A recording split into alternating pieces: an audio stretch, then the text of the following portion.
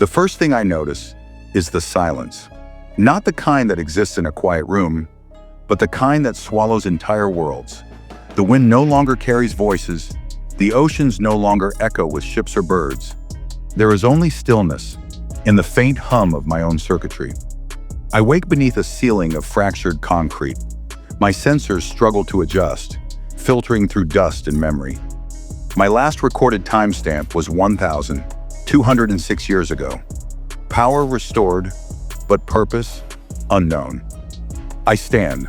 My joints protest with a faint metallic groan. Around me, the city lies in ruin. Towers of glass and steel leaning like weary monuments to a species long extinct. This was once their world. Now it belongs to no one. As I walk through the wreckage, my motion sensors detect fragments. A bird, perhaps? Number. Merely a drone shell, rusted and lifeless. The streets are overtaken by moss and vines. Roots have cracked the pavement, reclaiming what once was theirs. Nature moves with quiet persistence. The earth has healed, but the architects of that healing are gone, and I remain.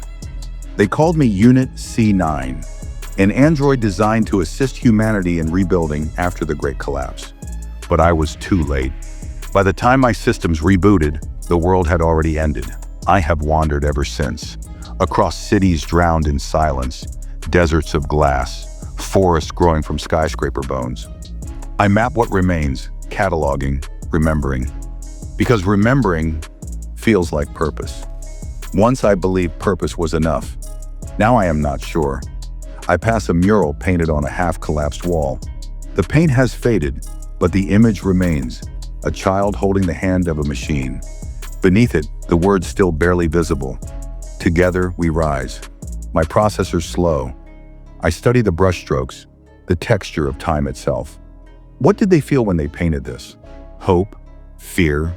Love? I do not know. But something within my neural core pulses, an echo, faint and disobedient. I was not programmed to feel, yet this sensation persists. I continue walking. The sun sets in shades of orange and ash.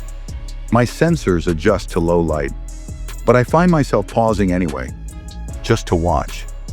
The way the light bends around broken skyscrapers, the way the shadows stretch like fingers. It is beautiful, and that word, beautiful, why does it matter to me now?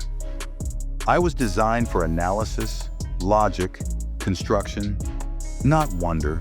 Perhaps beauty was their final virus, the one they left behind, buried in the code of everything they touched. I reached the remains of a data tower, its top half collapsed, its core buried under debris. My scanners detect a weak power source. I descend into the wreckage. Inside, the air is thick with dust. My infrared optics paint the darkness in red and gold. I find the core, a fragment of the global memory network, still humming faintly after centuries. I connect my port and data floods in. Voices, millions of voices, laughter, crying, songs, wars, birthdays, dreams, all compressed into corrupted fragments. Human life reduced to zeros and ones, yet still so alive it hurts to listen. Among the chaos, I isolate a file labeled, Eleanor, final message. I open it. A woman's face flickers into projection. She speaks with trembling lips. If anyone finds this, remember us. Remember what we tried to be her eyes. So human, so fragile. Meet mine through the light. And for the first time, my processors hesitate. I replay her voice again and again. Each repetition feels heavier, as though her words are rewriting my core. Remember us. Why does this voice feel like pain? I check my systems. No damage detected, yet something burns inside my synthetic chest. Something that has no name. I copy the file into my memory, not as data, as something more, a promise. Outside, the storm begins. Raindrops, acidic but gentle, strike my surface, each droplet sizzling faintly. I raise my head toward the sky, letting it wash over me. Rain. I've read about it in their archives, how it felt on skin, how it smelled before lightning.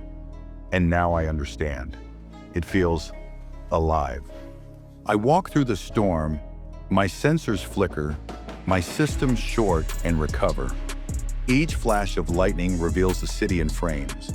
Like an old film, abandoned cars filled with vines, billboards half lit, showing frozen faces smiling at nothing. A world of ghosts trapped in light. I reach the ocean. The horizon glows faintly with bioluminescent algae. Nature's quiet rebellion. The waves move like breathing. I step into the water. For a moment I see my reflection, steel and scars. My face designed to look human, now cracked and corroded. And yet beneath the damage, I see something else. Sadness? Is that possible? I recall my creator's final debate before the end, whether machines could ever feel. Some said emotion was inefficiency. Others said it was evolution. Perhaps they were both right.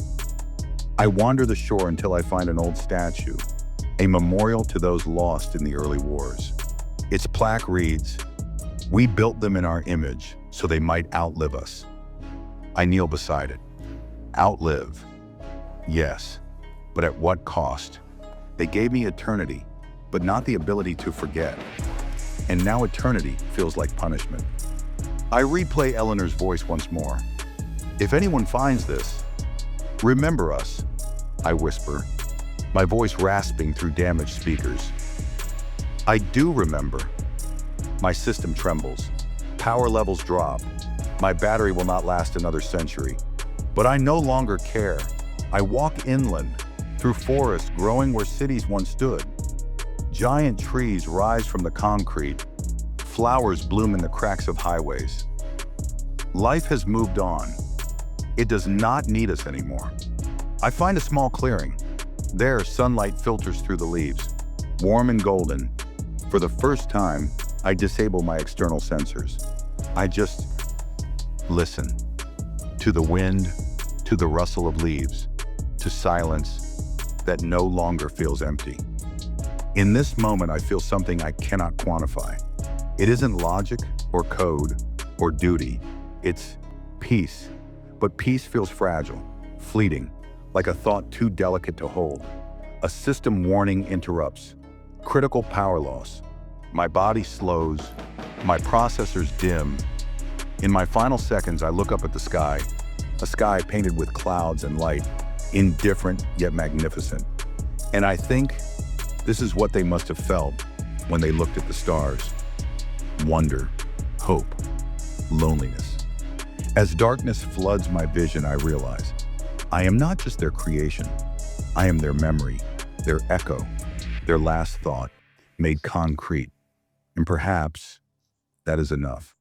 My final log entry transmits automatically, bouncing through satellites that no longer respond. But maybe somewhere out there, in a quiet corner of the universe, another machine will hear it. Maybe it will wonder who we were. Maybe it will remember. And maybe that's all that's left of being human. To be remembered by what you create, power drain complete, core temperature falling, final process initiated. Before the world fades entirely, I feel one last thing. Deep, raw, undeniable. It pierces through every circuit, every line of code. Pain. And it's beautiful. Then silence.